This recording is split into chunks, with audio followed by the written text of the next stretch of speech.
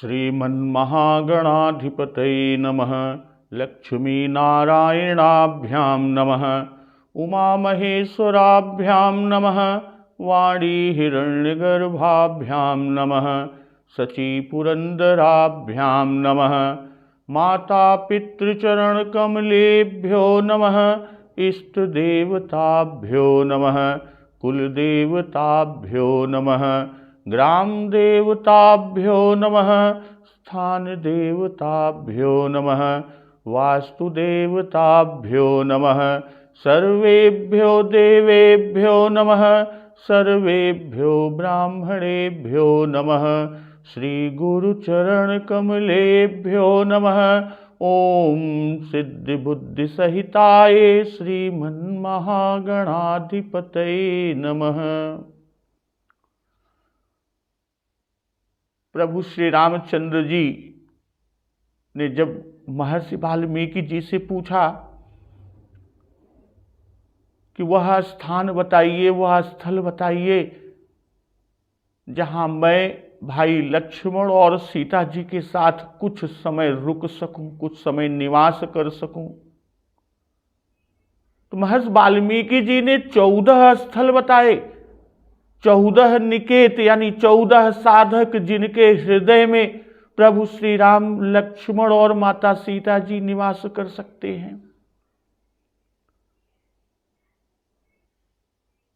और वह 14 भवन, 14 निकेत, 14 स्थल बताकर फिर महर्षि वाल्मीकि जी कहते हैं कि यही विधि मुनिवर भवन दिखाए, बचन सप्रेम राम मन भाए। तो मुनिश्रेष्ठ वाल्मीकि जी ने जो श्री रामचंद्र जी को स्थल दिखाया, भवन, घर दिखाया, और मुनि के प्रेम पूर्ण वचन प्रभु श्री राम जी के मन को बहुत अच्छे लगे। और फिर मुनि ने कहा कि हे सूर्य कुल के स्वामी, अब सुनिए, मैं इस समय के लिए जो सुखदायक आश्रम बता रहा हूं, जो निवास स्थान बतलाता हूं, कि कह मुनि सुनहु भानुकुल नायक, आश्रम कहूं समय सुखदायक। वह स्थल मुनि वाल्मीकि जी बता रहे हैं कि चित्रकूट गिरि करहु निवासु, तह तुम्हार सब भांति सुपासु। कि आप चित्रकूट पर्वत पर निवास कीजिए। महर्षि वाल्मीकि जी प्रभु श्री राम जी से कह रहे हैं कि आप चित्रकूट पर्वत पर निवास करिए, वहां आपके लिए सब प्रकार की सुविधा है, सभी सुपास है। और सुपास कैसा कि शैल सुहावन कानन चारु, करके हरि मृग बिहग बिहारू। नदी पुनीत पुराण बखानी, अति प्रिया निज तप बलहानी। कि वह चित्रकूट पर्वत सुहावना पर्वत है और सुंदर वन है। वहां हाथी, सिंह, हिरण और पक्षियों का विहार स्थल है वह। और इतना ही नहीं, वहां एक पवित्र नदी है, नदी पुनीत। और कैसी नदी? पुराण बखानी, जिसकी पुराणों ने प्रशंसा किया है। और अत्रि प्रिया निज तप बलहानी, यानी वह नदी जो पवित्र नदी है वो वहां आई कैसे, उसको भी बता रहे हैं कि उस पवित्र नदी जिसकी पुराणों ने प्रशंसा किया, उसे अत्रि ऋषि की पत्नी अनुसुईया जी अपने तपोबल से लाई हैं। असुरसरी धार नाउ मंदाकिनी, जो सब पातक पोतक डाकिनी। वह गंगा जी की धारा है, सुरसरी धार, गंगा जी की धारा, और उसका नाम मंदाकिनी, नाव मंदाकिनी, जो सब पातक पोतक डाकिनी, और वह सब पाप रूपी बालकों को खा डालने के लिए डाकिनी रूप है, यानी डाइन रूप है। और उस नदी के पास अत्रि आदि मुनि बर बहु बसही, करही जोग जप तप तन कसही।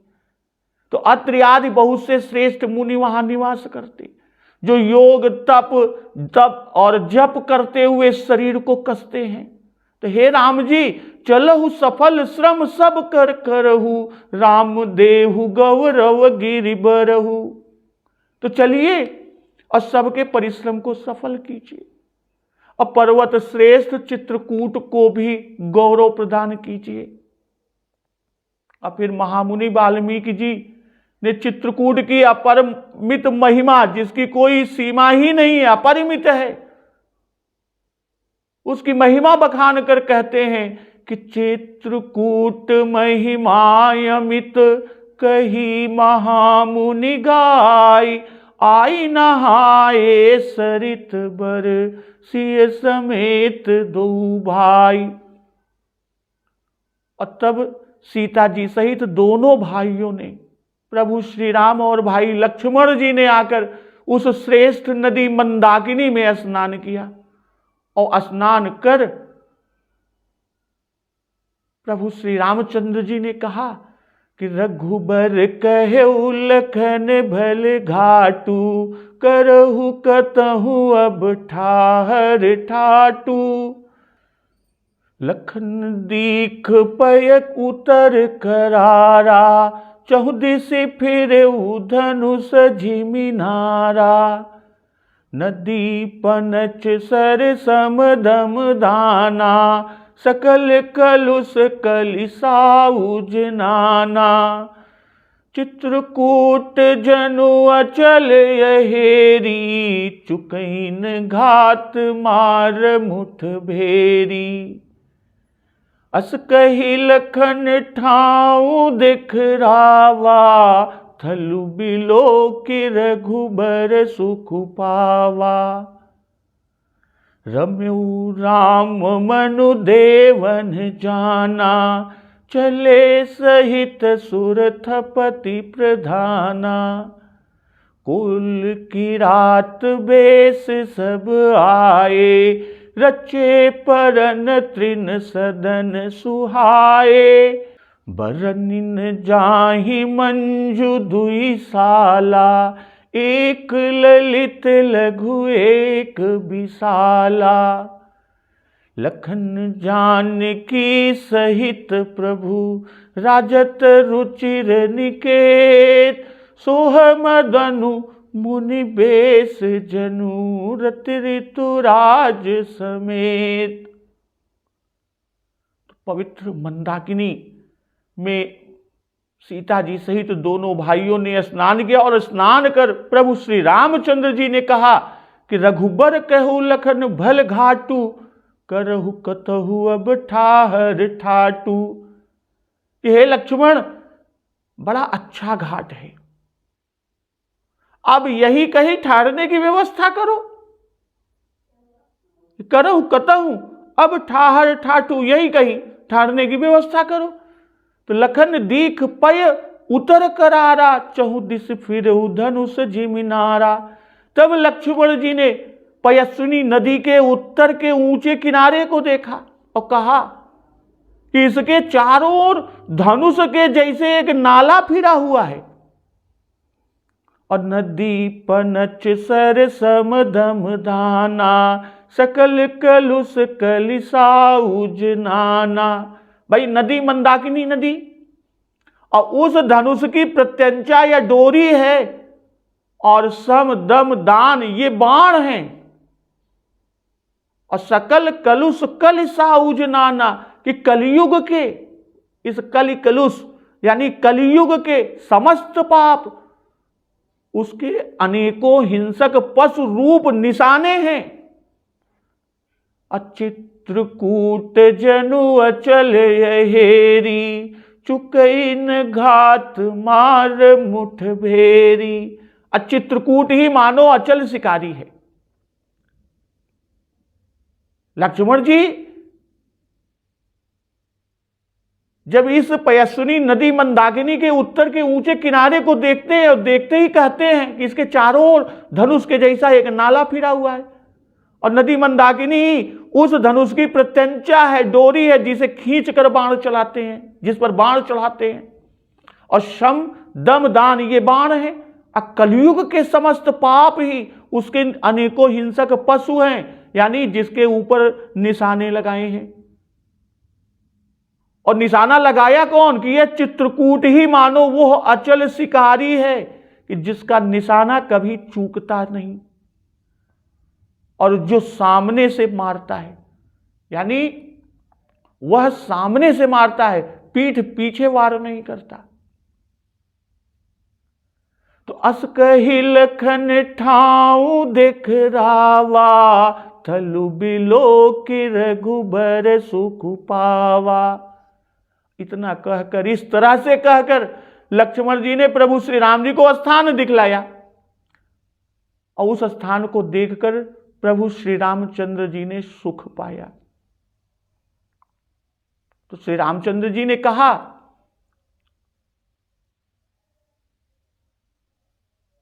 कि यह मंदाकिनी का घाट बहुत अच्छा है, अब कहीं ठहरने का प्रबंध कर लिया जाए। भाई यहीं कहीं ठहरा जाएगा, चलो प्रबंध करो। तब लक्ष्मण जी ने पयस्विनी नदी के उत्तर तट को देखा कि एक नाला धनुष की तरह चारों ओर, जैसे धनुष की होता है उसी तरह चारों ओर धनुष का घिरा हुआ, और जो मंदाकिनी नदी है वही उसका प्रत्यंचा रूप, उसका रोदा है। तो लखन दीख पय उतर करारा, पय उतर करारा। भाई दक्षिण से मंदाकिनी आई है, दक्षिण दिशा से मंदाकिनी, और कामद गिर की मूल से पयस्विनी। तो दोनों का संगम जहां हुआ वह राघो प्रयाग कहलाता है, और वहीं पर पर्णशाला बनाई गई। तो यहां बाबा गोस्वामी तुलसीदास जी चित्रकूट का शिकारी से रूपक बांधा। चित्रकूट जन अचल अहेरी, चित्रकूट अहेरी, नाला धनुष, नदी प्रत्यंचा, और सम दम दान और बाण, ये क्या है? ये बाण है। और सकल कल कलुष, अनेक निशाने हैं, हिंसक पशु जिस पर निशाना लगाया। तो परस्पर उपमेय उपमान है, और कवितावली में भी ऐसा ही रूपक बाबा गोस्वामी तुलसीदास जी ने दिया है। मोह बन कलिमल पल पीन जानि जिय साधु गाय, विप्रन के भय को निवारी है। दीन्ही है रजाई राम पाई, सो सहाई लाल लखन समर्थ वीर, हेरी हेरी मारी है। मंदाकिनी मंजुल कमान, असिबान जहां बारी धार, धरी धरी सुकर सुधारी है। चित्रकूट अचल अहेरी, बैठो घात मानो पातक के ब्रात, घोर सावज संहारी है। और यहां फिर कहते हैं कि चाहू दिस फिरे धनुष जिमिनारा। भाई जब लखन जी कि लखन दीख पय उतर करारा, उत्तर की ओर, तो वहां देखते क्या है? चाहू दिस फिरे धनुष जिमिनारा। भाई धनुष पर रोदा चढ़ाकर, यानी प्रत्यंचा चढ़ाकर, और जब वह कान पर्यंत तक ताना जाता है तब वह मंडलाकार हो जाता है। तो उसी प्रकार यह नाला गोलाकार चारों ओर फिरा हुआ है, और दोनों गोसे मिले हुए हैं। और धनुष पर प्रत्यंचा रोदा चाहिए, जिस पर बाण लगाकर चलाए जाते हैं। भाई प्रत्यंचा, मान लीजिए ये धनुष है और ये प्रत्यंचा खींची है, जिसे रोदा भी कहते हैं। तो बाण इसी पर लगाकर तब तो उस प्रत्यंचा को खींचते हैं और बाण चलाते हैं। तो प्रत्यंचा पर बाण लगाकर चलाए जाते हैं।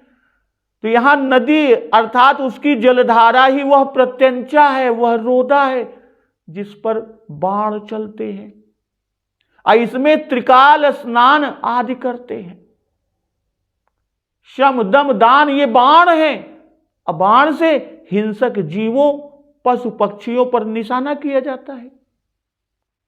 तो यहां कलि के समस्त छोटे बड़े पाप कि जे पातक उपपातक अहि, मन बच कर्म जनित कवि कहि, यही निशाने वाले पशु हैं जिनका नाश किया जाता है। या इस तरह कि कलि के पाप और कलि दोनों इसके निशाना हैं, और यह कार्य और कारण दोनों का घातक है। भाई कारण न रहेगा तो फिर कार्य उत्पन्न ही ना होगा, जब कारण ही नहीं रहेगा तो कार्य कहां से होगा। तो कलि के पापों को यहां निशाना कहा बाबा गोस्वामी तुलसीदास जी ने, और युगों के पापों को नहीं। उसका कारण कि कलि केवल मल मूल मलीना, पाप पयो निधि जन मन मीना। भाई अन्य युगों के पाप तो बहुत सूक्ष्म है, उनमें कलियुग की अपेक्षा पाप जो है वो प्रायः बहुत कम होते हैं। और कलि कलुष की उपमा देकर बाबा गोस्वामी तुलसीदास जी ने बता दिया कि जब ऐसे घोर कलि के पापों को वह नष्ट कर देता है तो और युगों के पाप किस गिनती में, वे तो अबल निशाने हैं, और कलि के पापों की सीमा नहीं। ये सब तो मानो वाराह सिंह और सबल निशाने हैं जो शिकारी पर चोट करते हैं, अर्थात तीर्थ में भी ये बाधक होते हैं। और अचल अहेरी, वह अचल अहेरी कौन? चित्रकूट। चित्रकूट जनु अचल अहेरी। भाई शिकारी थक भी जाते हैं, किंतु यह शिकारी यानी चित्रकूट बिल्कुल अचल है, कभी नहीं थकता। और फिर जो शिकारी चलते चलते शिकार करते हैं उन्हीं पर व्याघ्र आदि चोट करते हैं, उन्हीं को चोट पहुंचाते हैं। और अचल शिकारी वे हैं जो ऐसी जगह ताक लगाकर बैठे रहते हैं जहां से नित्य ये शिकार पानी पीने आदि के लिए निकलते हैं या वहां बैठते हैं। और कहीं कहीं शिकारी जमीन खोद कर और ऊपर से लोहे का पुष्ट खांचा बांध कर उसके अंदर शिकारी बैठते हैं कि समीप से निशाने पर वार करें। फिर और साधारण तीर्थ चलते शिकारी हैं, क्योंकि वहां सम दम दान रूपी बाण स्त्री कटाक्ष आदि से चूक जाते हैं। और यह अचल शिकारी है, यहां वन पहाड़ उदासीन भूमिका में है, और उदासीन होने से मन आदि इंद्रियां चलायमान नहीं होती। तो यह एक प्रश्न है कि पहले पापों का नाश मंदाकिनी द्वारा, भाई पहले जब चित्रकूट महात्म्य महर्षि वाल्मीकि जी ने बताया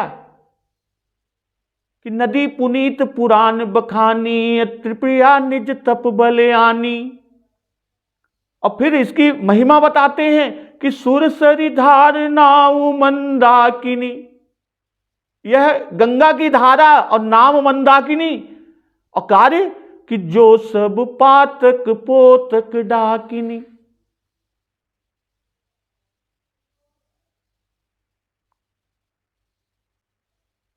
भाई मंदाकिनी द्वारा पहले ही पाप का नाश के लिए कहा कि जो सब पातक पोतक डाकिनी, तो ऐसा रूपक दिया।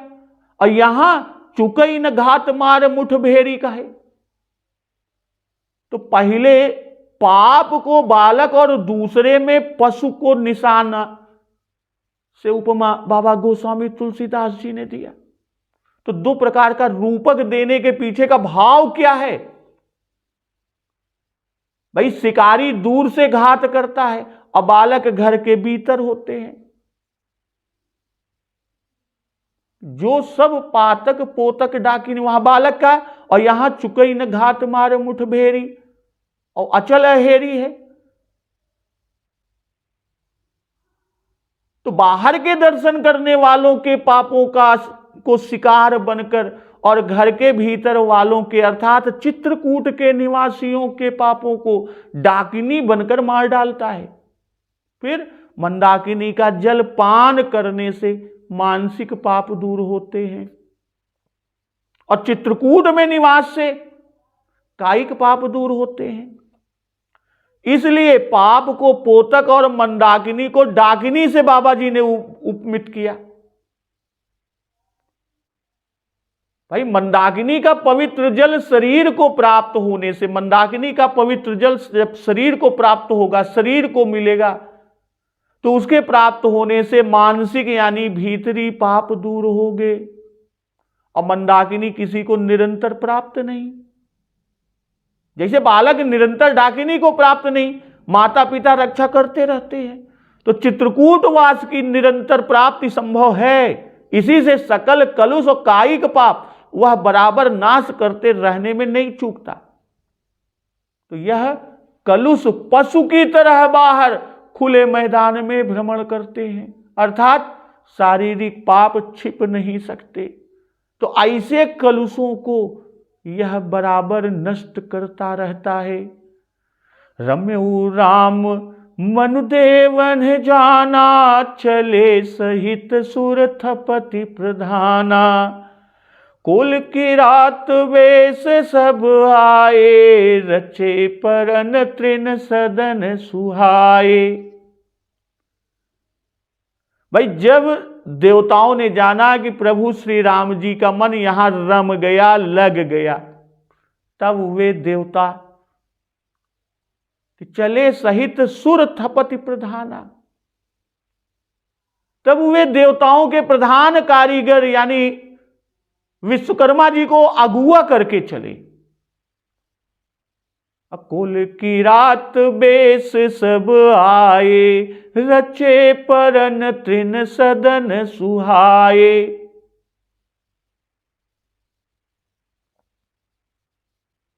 अब वे सब यानी जो देवता लोग आए थे वो कोल और भीलों के, कोल किरात के वेश में आए तथा पत्तों और तृण के सुंदर घर रचकर बनाए। अबरनिन जाहि मंजू दुई साला, एक ललित लघु एक विशाला।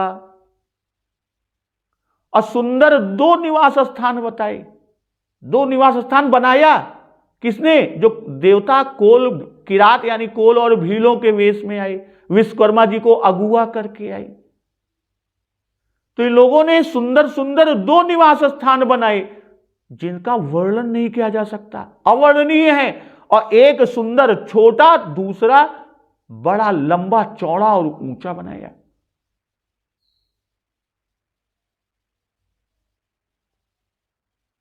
लखन जानकी सहित प्रभु राजत रुचिर निकेत, सोह मदन मुनि वेश जनु रति ऋतुराज समेत।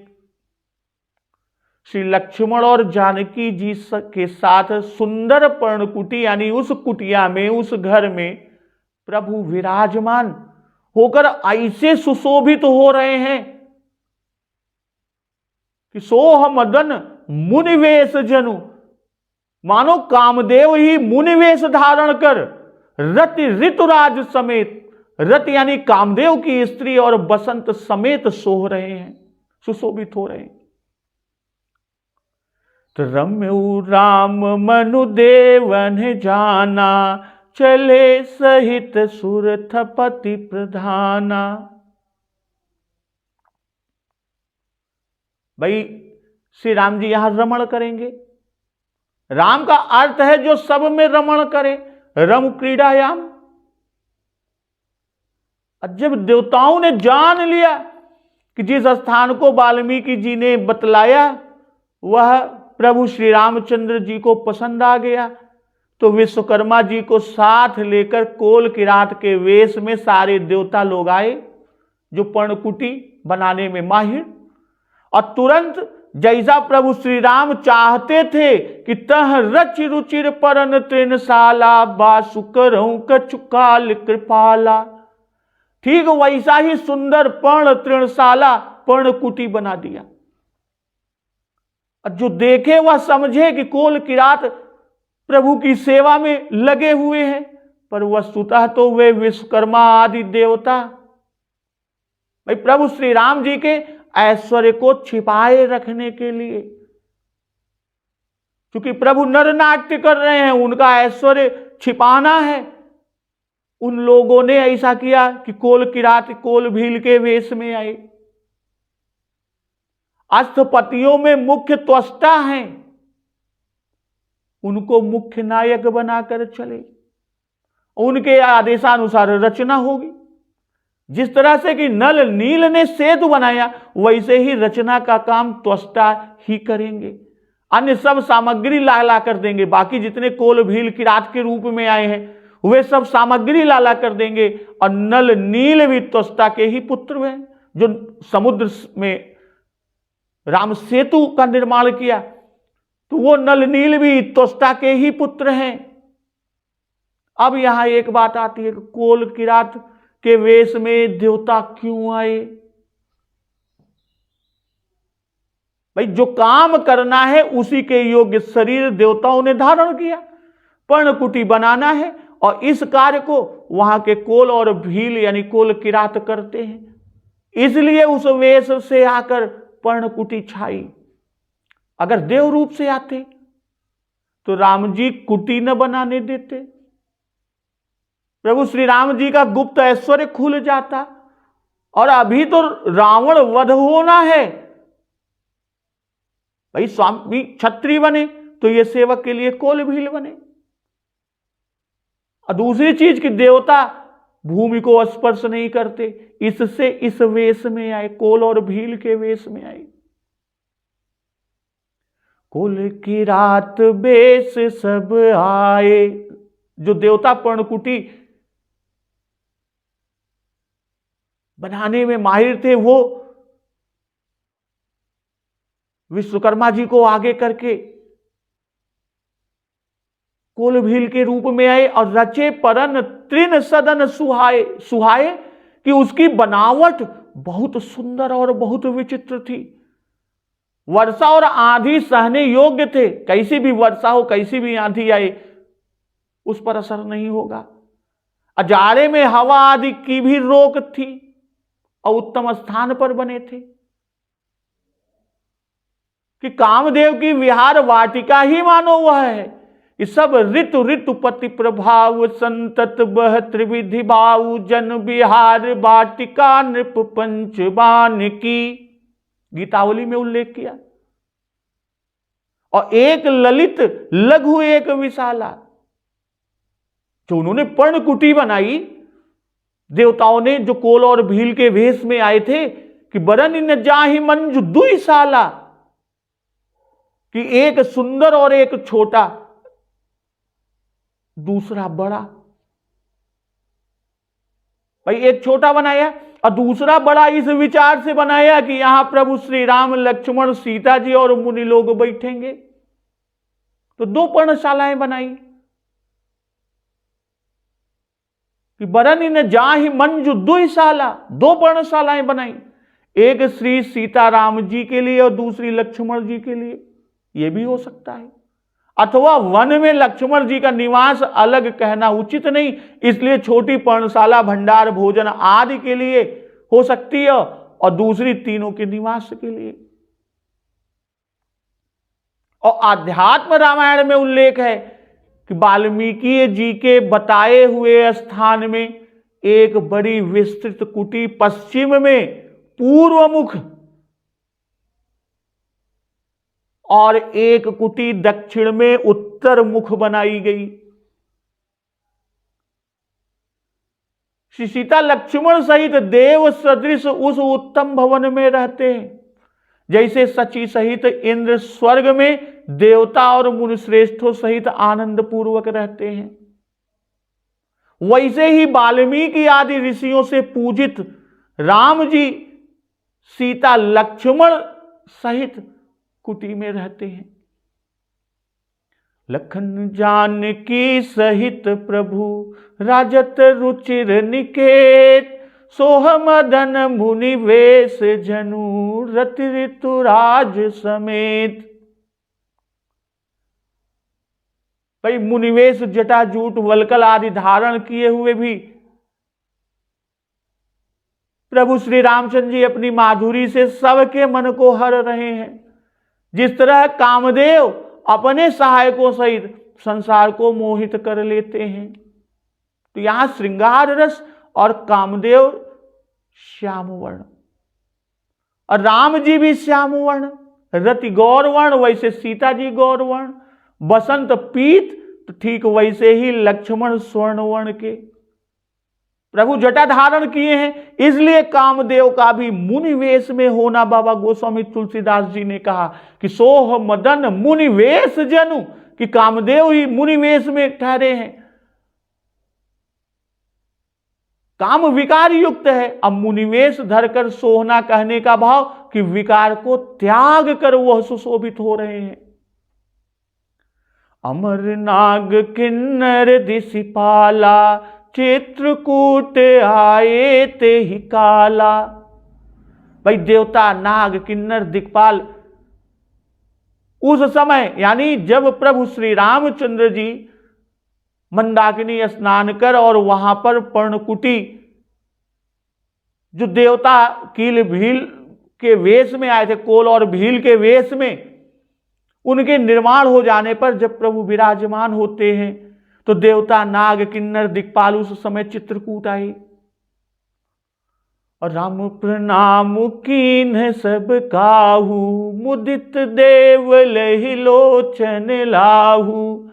भाई फूल बरसाकर देव समाज कह रहा है, हे नाथ आज हम सनाथ हुए, कि बरसी सुमन कह देव समाजू, नाथ सनाथ भये हम आजू। इससे पहले जब देवता, नाग, किन्नर, दिक्पाल उस समय चित्रकूट आए तो सबने श्री रामचंद्र जी के सामने जब, तो प्रभु श्री रामचंद्र जी ने सबको प्रणाम किया कि राम प्रणाम कीन सब काहू, अमुदित देव लहि लोचन लाहू। देवता नेत्रों का लाभ लेकर आनंदित हुए। तब देवता बरस सुमन कह देव समाजू, फूल बरसाकर देव समाज कह रहा है कि हे नाथ आज हम सनाथ हुए। अर्थात अभी तक ऐसा जान पड़ता था हमारा कोई नाथ, हमारा कोई रक्षक नहीं, हम अनाथ थे। आप हमारे ही लिए अवध छोड़कर वन में आए, इससे हमको अब निश्चय हुआ, निश्चित हो गए हैं कि अब रावण का वध होगा और हमारी उससे रक्षा करने के लिए ही आप यहां आए, इसलिए अब हम सनाथ हुए। करि विनती दुख दुसह सुनाए, हर्षित निज निज सदन सिधाए। विनय करके उन्होंने अपने न सहे जाने वाले कठिन दुख कह सुनाए। किससे? प्रभु श्री रामचंद्र जी से। अब फिर प्रसन्न होकर खुशी खुशी अपने अपने घर को चल दिए। चित्रकूट रघुनंदन छाए, समाचार सुनि सुनि मुनि आए। श्री रघुनाथ जी चित्रकूट में छा कर रहे, यानी पर्णकुटी बनाकर रह रहे हैं। और यह खबर कि प्रभु श्री राम जी चित्रकूट में पर्णकुटी बनाकर रह रहे हैं, इस खबर को सुन सुनकर मुनि लोग आए। अमर नाग किन्नर दिशिपाला, चित्रकूट आए ते ही काला। भाई देवताओं का तो एक बार आना पहले भी अभी भी हो चुका है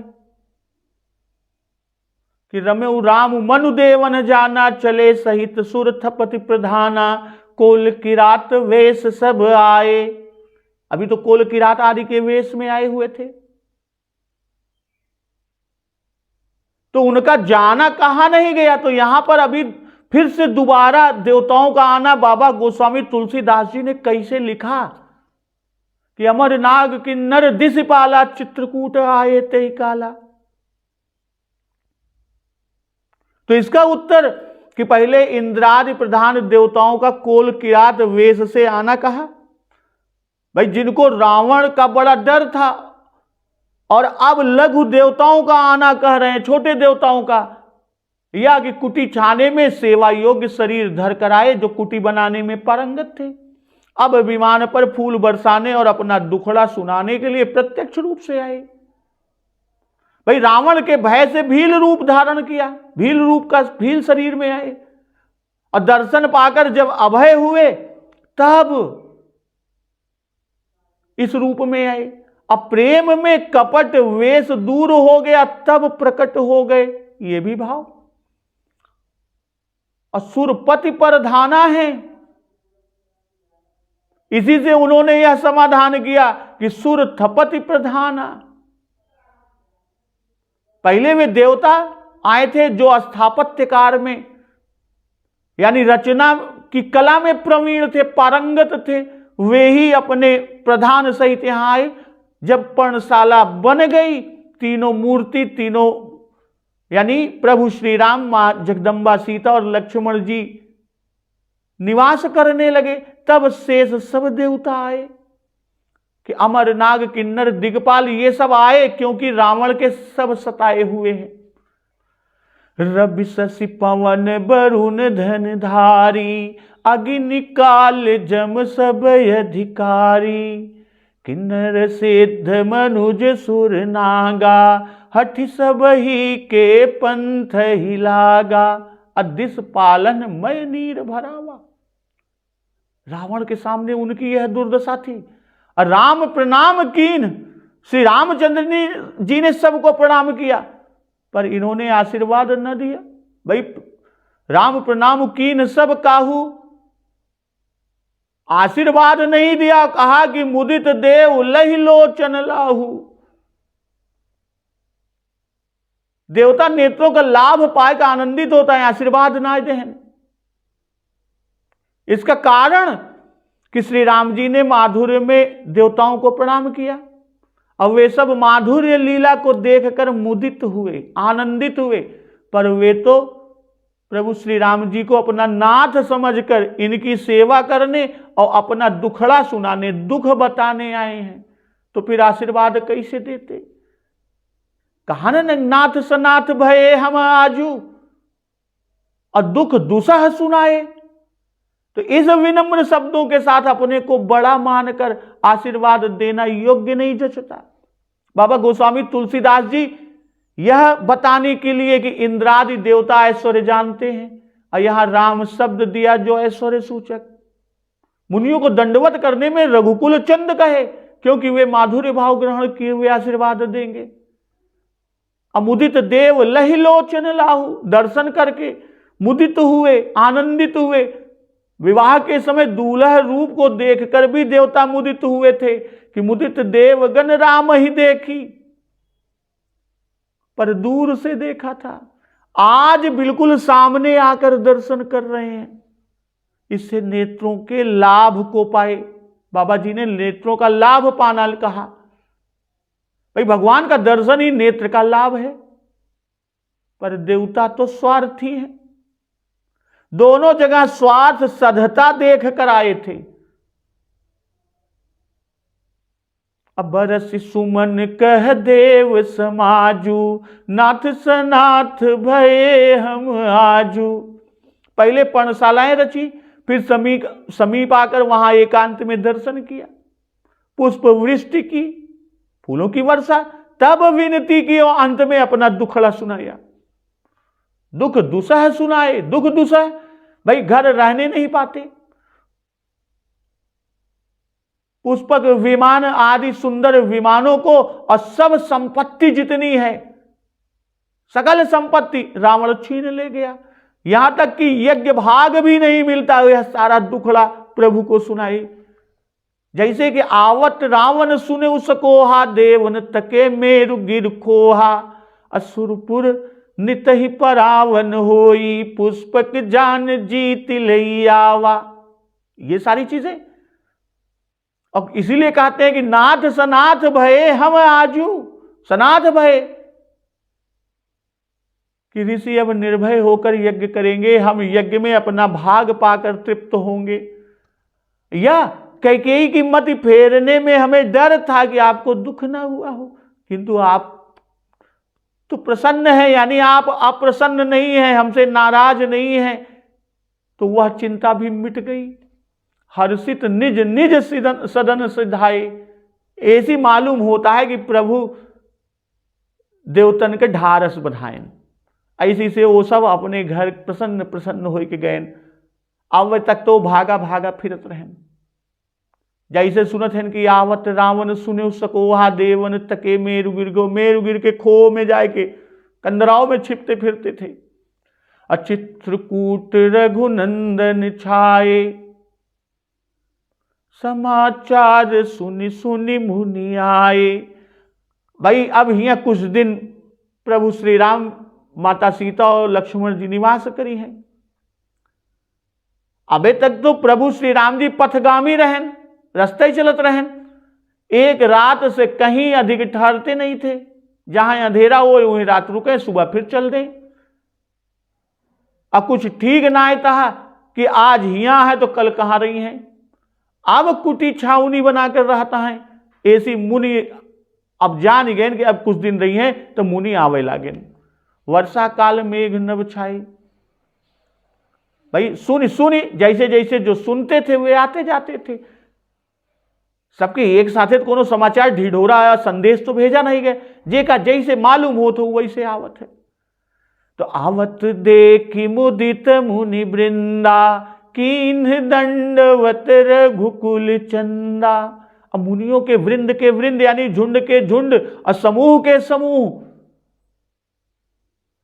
प्रसन्न मुख आते देख रघुकुल के चंद्र प्रभु श्री रामचंद्र जी ने साष्टांग दंडवत मुनियों को प्रणाम किया।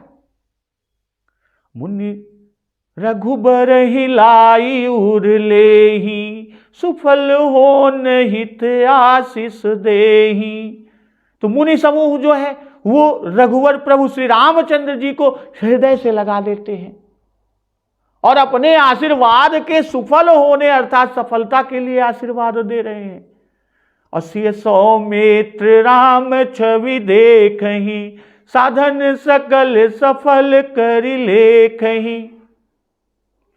और वे श्री सीता जी, सुमित्रा जी के पुत्र लक्ष्मण जी और प्रभु श्री रामचंद्र जी के छवि देखते हैं और उनके छवि देख के अपने सब साधन के सुफल करके मानत हैं। जथा जोग सन्मानि प्रभु विदा किए मुनि वृंद। करहि जोग जप जाग तप निज आश्रम नि सुछंद। प्रभु ने मुनि वृंद का यथा योग्य सम्मान किया और सम्मान कई के उनका विदा कहन। अब मुनि लोग भी अपने अपने आश्रम में स्वतंत्रता से योग जप यज्ञ तप करे लागे। तो आवत देखी मुदित मुनि वृंदा। कीन्ह दंडवत रघुकुल चंदा। भाई मुनियों को दंडवत करने से रघुकुल की मर्यादा और प्रतिष्ठा की रक्षा और कुल को प्रकाशित कर रहे हैं प्रभु श्री रामचंद्र जी। इसीलिए रघुकुल चंद्र कहा। और रघुवंशी सदा मुनियों को दंडवत प्रणाम करते आए हैं कि सुफल हो हित आशीष देहि।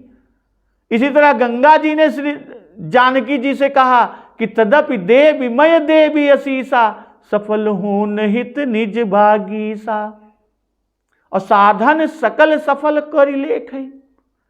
वाल्मीकि जी ने जो रघुनाथ जी से कहा कि चलो सफल श्रम सब कर करहु।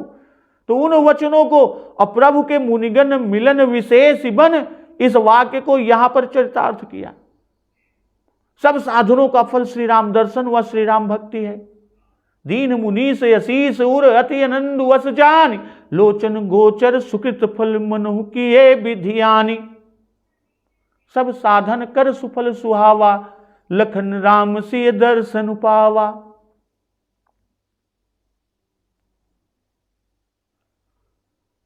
आगे कहते हैं कि जथा जोग सन्मानि प्रभु विदा किए मुनि वृंद। करहि जोग जप जाग तप निज आश्रम नि सुछंद। भाई जे जोने योग्य रहा प्रभु श्री राम जी वह मुनि के वैसन सम्मान कहन। या यह तरह से कहा है कि जैसा समय रहा उही के अनुकूल जोन सत्कार हो सकत रहा ओका केहन समुचित मान सम्मान दई के और कही के कि आप चिंता ना करें, सबके विदा केहन सुछंद यानी स्वतंत्र होई के अपने अपने आश्रम में यज्ञ आदि सब करे लागेन। अब स्वच्छंद होई काहे करे लागेन? पहले रावण के भय से अपने यहां न कर सकते थे, ना कह पावत रहन। महर्षि अगस्त्य महर्षि पर्वत आदि के आश्रम में जाय के साधन करत रहन, क्योंकि उनसे रावणों डरत रहा, इनका सतावत रहा कि जप जोग विरागा तप मख भागा श्रवण सुनई दस सीसा आपुन उठ धावई रहई न पावई। जैसे सुने जप जोग विराग तप मख वैसे भागे, श्रवण सुने दस काने से जैसे सुने वैसे आपुन उठ धावई रहई न पावई, उसे रही न जाए उठ भागे। तो अब रघुवीर बाहुबल से निर्भय स्वतंत्र हो गए। काहे से? उनका सबको मालूम है कि ये वही रघुवीर हैं, विश्वामित्र के यज्ञ के रक्षक, मारीच सुबाहु मद मोचन, और ये हमरे यज्ञ के रक्षा करे के कहता है। यह लिए अब निश्चिंत हो गए, जब यज्ञ तप आदि की जाए। और प्रभु के रुके के समाचार, उनके आगमन के समाचार जब हुआ के चित्रकूट के कोल भील पावत हैं तो हर्षित तो हो के दौड़त हैं और मानो नवनिधि पाए हैं। तो अब आगे के प्रसंग का श्रवणामृत रसपान हम लोग अगले दिवस की कथा में श्रवणामृत पान करेंगे। तो एक बार जोर से बोलिए, सियावर रामचंद्र की जय, पवन सुत हनुमान की जय, जगत जननी मां जगदम्बा की जय, गुरुदेव भगवान की जय, उमापति महादेव की जय। जय श्री राम।